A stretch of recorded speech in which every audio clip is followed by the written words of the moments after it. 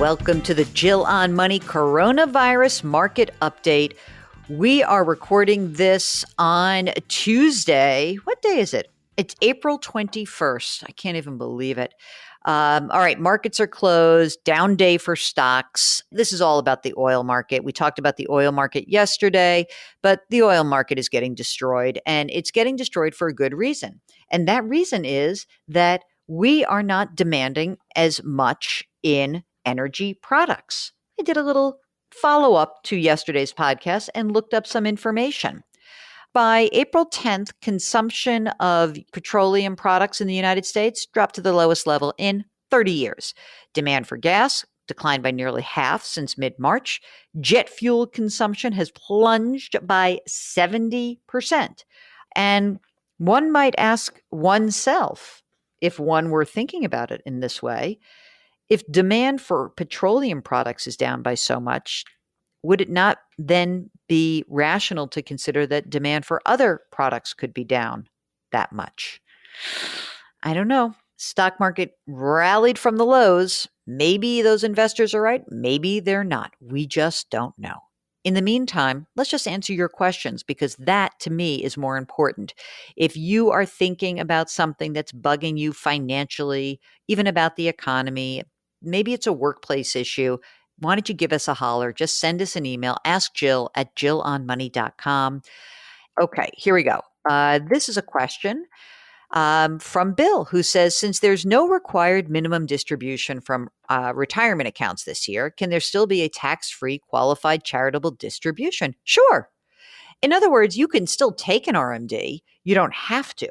And then the question becomes, is that a way for you to just give some money away? Maybe that's something you'd like to do. Or maybe you'd rather wait till next year and just do a bigger distribution. There's nothing you have to do, but you can also be assured you can, if you wish, do a qualified charitable distribution. This is from Katya, who says, thank you so much for your daily dose of wisdom, especially during these difficult times. I learned a lot from you about personal finance and appreciate your mix of expertise and humor. Reading your book right now and finding it chock full of useful info. Oh, thanks. Okay. Katya is 35. Husband is 34. In 2018, she financed her federal student loans to a 10-year private loan with, a 3.35% interest rate. That's amazing. But now, thanks to today's rates, I can refinance again. I'm just not sure which option to choose. I've got $72,215 outstanding right now. Okay, you ready for option A? It's a refi for a 10-year term at 2.7%. Oh my God, that's incredible. Monthly payment would be $687. We'd save $164 a month over the life of the loan. Okay, option B, 15-year term at 3.1%. Monthly payment would mean that they'd save about $350 a month, but pay more over the life of the loan. Okay, but let's hear more about their real life. We've got $185,000 in retirement accounts, $160,000 in cash. We live in an expensive urban area. We were saving toward a down payment. Not sure we're going to be able to afford a house anytime soon. Our adjusted gross income is $230,000. I'm self-employed. My income could go down after we have children. Is it a good idea to free up more money each month for flexibility and or invest in the market, or is paying less interest? I am going for this, Katya. I say flexibility rules. That's absolutely it. But I would ask another question, and that is, should you refi at all? That I think that there is something that is kind of like the bigger picture here. The 3.35% interest rate for 10 years, is it worth it to just keep what you have, not pay another bunch of closing costs? Or do you want to stretch some things out and give yourself more flexibility? That to me is the bigger question. I don't know what you do for a living, but I love flexibility, but I would want you to really factor in just how much it's going to cost you to do this, because it may not be worth it if the cost is too high. All right. Okay. Question comes from Dan, who writes, thank you for the work you're doing on the podcast. Your advice has made me feel smarter and more secure in these turbulent times. To start out, I want to acknowledge that I am in an extremely privileged position in a time when so many are struggling. I'm 25 years old. I live in Atlanta. I work in corporate finance. I want to put down roots as I love Atlanta and I want to buy a house. I make about $125,000 a year. I've got $15,000 in emergency reserve funds. That's about 5 to 6 months of expenses. And my job is very stable. This kid's amazing. 25 years old. I contribute 16% to my 401k.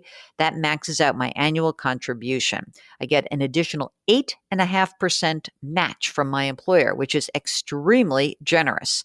I also max out my personal Roth contributions each year. I currently have $85,000 in 401k, $27,000 in Roth, $95,000 in non-retirement index investments, $75,000 of which is an inheritance that from my grandfather. I would prefer to save that and use that for any future child's education. I have great positive cash flow, $2,000 to $2,500 a month that I can save or invest as I choose. I do want to buy a house sometime in the next 2 to 4 years. Conventional wisdom says I should invest heavily in bonds with small stock exposure. Since I feel comfortable in other areas of my finances and there's no need to buy a house anytime soon, I'm considering taking more risk. 80 stock, 20% bonds, 60 stock, 40% bonds. Do you think these allocations are reasonable? Am I making a bad choice, taking on too much risk?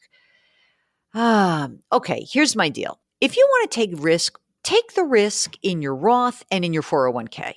But because you are going to want money to buy a home, I'm not sure that it makes a ton of sense for you to take on so much risk. And maybe what I would actually be looking at is beefing up your emergency reserve fund and making it a house fund.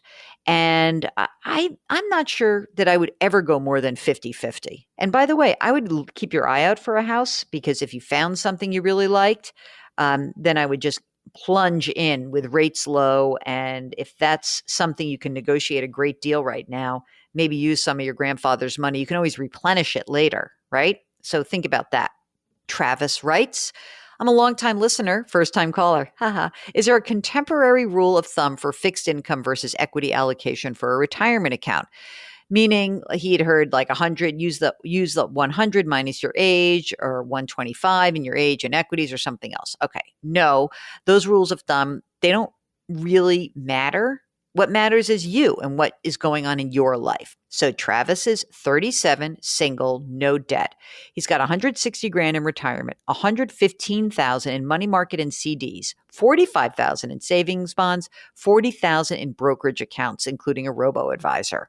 I'm maxing out my employer and IRA retirement contributions. I make 83 grand a year after a rent allowance that covers housing expenses because I work abroad. The 115,000 is for a 20% down payment on a house when I get back stateside in a year or two, with plenty left over for an emergency reserve fund. My monthly expenses are minimal after the housing allowance. There isn't a contemporary rule of thumb, but here's what I would say, that if you're in a retirement account and you're 37 and you've got 30 years at least until you're even contemplating retirement, and you can manage the risk, meaning, you've got to do a risk assessment, but if you really feel okay about risk, I think the most that I would ever do is, 80% risk, 20% less risk. But I'm more of like a 70-30 person. It sounds like you're in great shape. Sounds like you're doing everything you should be doing. But in some respects, because of that, you don't even need to take on more risk. You're in very, very good shape. So I would say 80-20 is about the most I would ever think about for a retirement fund.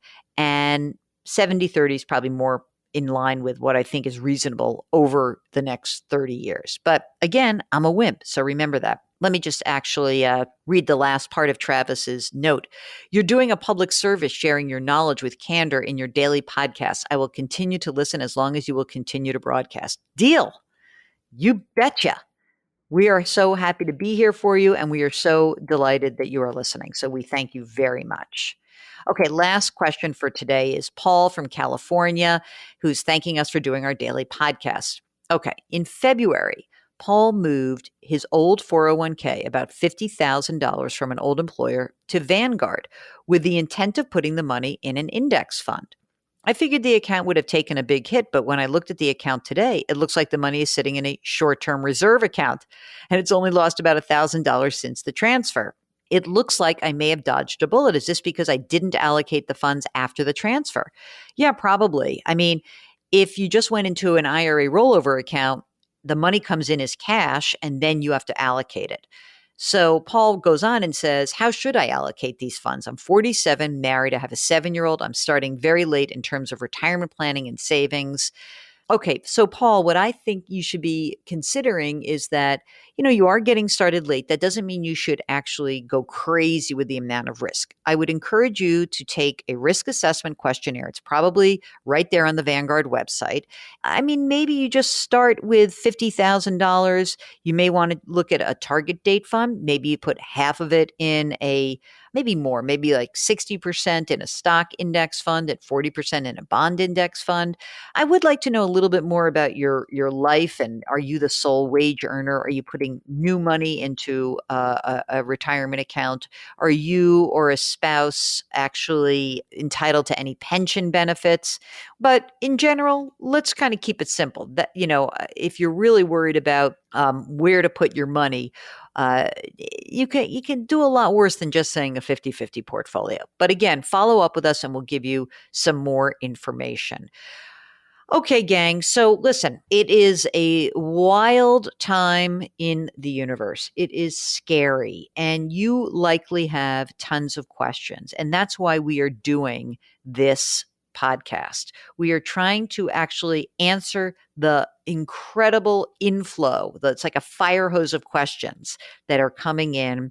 And if you have a question, just send us an email, askjill@jillonmoney.com. We do our best to get to them as quickly as we can. And if we don't get to your question immediately, chances are someone else is also asking that question. So listen to us. Do us a favor.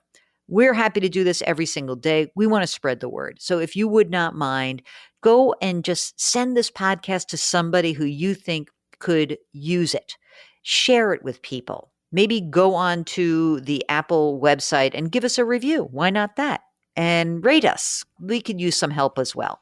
If anything comes up that you need help with, you can always go to our website, jillonmoney.com. We have a contact button there.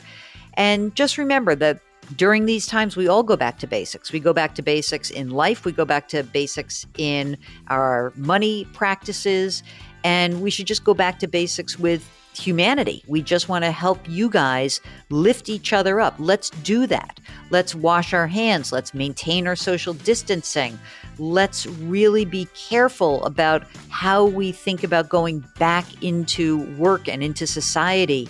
And let's be nice to one another. That's the best thing that you can do right now. So thanks so much for listening, and we'll talk to you tomorrow.